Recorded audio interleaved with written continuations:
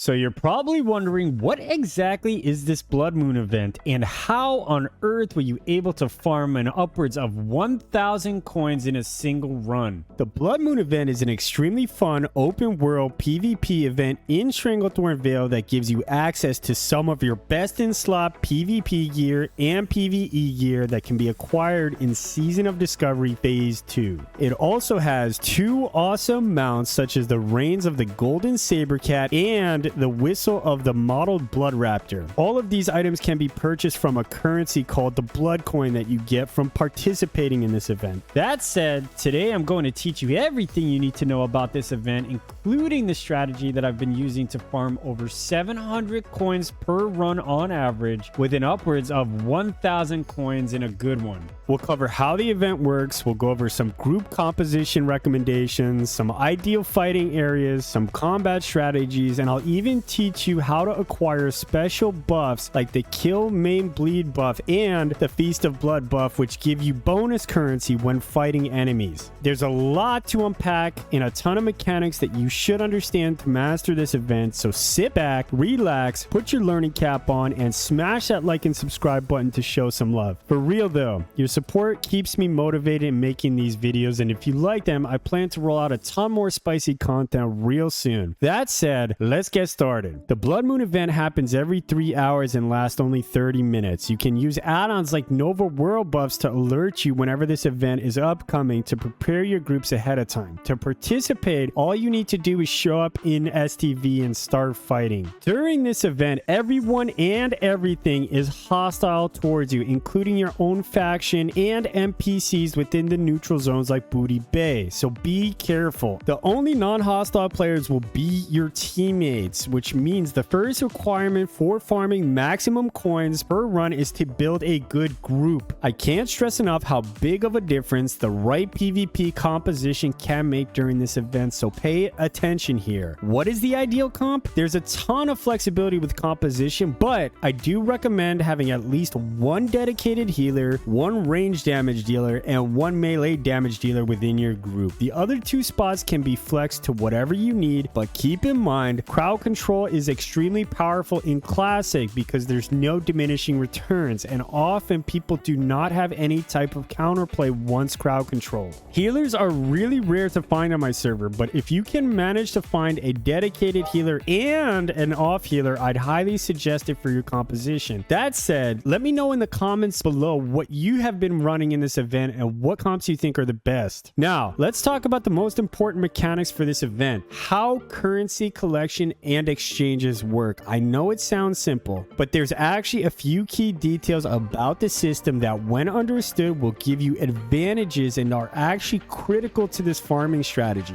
Whenever you or a group member kills an enemy player, you gain a stacking buff called Blood for the Blood Loa. A single kill from anyone on your team awards the group 5 stacks of blood. This blood buff can stack up to 255 times and can be exchanged for blood coin at any blood altar indicated by the red flags on your map by simply walking up and touching one. Be careful when you have stacks, because if you die, you will lose a percentage of your total stacks, which means the higher the amount of stacks that you have, the more you will lose when you die. However, once you exchange the blood buffs for coins at an altar, they are yours forever. You cannot lose them. Now, all that aside, I bet you're still wondering, how on earth did you farm 700 coins during this event? Well, always fight around a blood altar. By doing so, not only are you going to have more frequent turn-ins and lose less coins from death, but these areas on the map are typically hotspots for PvP encounters, which means this is where you will have the most opportunities to kill enemies, giving you more chances to farm more blood stacks. Now, this is just the beginning of the strategy. There's one more thing you need to know about speeding up your collection of coins. Let's talk about Kha'damu, the big elite boss that spawns in a variety of areas in Stranglethorn Vale. This guy is hostile and he will one-shot anyone near him. He is unkillable. However, there's one extremely beneficial thing about this wandering NPC. Kha'damu will grant players one of two buffs depending on their proximity to him. He will grant you either the Kill, Maim, Bleed buff when you're near him, or the Feast of Blood buff if you're very close to him. These buffs are insanely great for farming coins because they significantly increase the amount of bloods you attain obtain for each kill. So it's highly encouraged to fight around him as much as possible during the event. So knowing what you know before and knowing what you know now, where do you think the best place to farm blood coins is going to be? That's right, a blood altar that is near Kha'damu. That way you get the bonus benefit of the buff granting you more stacks per kill. You get the ability to frequently exchange your blood for currency so that you do not bleed your earnings, and there will also be a ton of opportunities to slap up some enemies and put them in the dirt to collect more coins. Now, I bet you're probably wondering, how do I find Kha'damu quickly? Unfortunately, I don't have the perfect answer for this, and honestly, it highly revolves around a bit of luck, but here's a few things to know to increase your odds and maximize your time. 1. Kha'damu always spawns near one of the many blood altars. He also screams when he spawns, so you'll be able to find him if he is around you. That said, there's two different ways you could approach finding him at the beginning of the event. You and your team could either group up at one of the top altars in northern STV and work your way down to different altars in between deaths together, or if your group is extra coordinated, you can actually have 3 people start at 3 different altars at the top of the map just to fish for him at the start of the event and immediately group up once he's found. If he's not there, you can proceed to follow the first recommendation, grouping up at the southernmost altar and working your way down through STV in between deaths. This is primarily because if the top altars don't have Kha'damu, I found that as I get closer to Gurubashi Arena, there's usually more and more people fighting and more encounters. As a note, running as a ghost when you are dead is the fastest way to cover ground. So once you die, you can use this time to reposition to a new altar to scout out the area. You can reset any spirits scattered around all the altars in the zone, so use the speed buff to your advantage. More importantly though, make sure you're coordinating with your group and always rezzing at the same areas together to not get split up during the process. If you can't find him within the first 3 scouting deaths, I recommend just buckling down at the nearest altar and farming a bit before your next scouting adventure. Now, let's talk a little bit about winning more encounters. There's so much power in numbers. When your team is scattered or on staggered respawns, your odds of winning encounters are going to go way down. So stay grouped up and regroup often. We typically like to mark each other at the beginning of the event to make it easy to find each other during the chaos.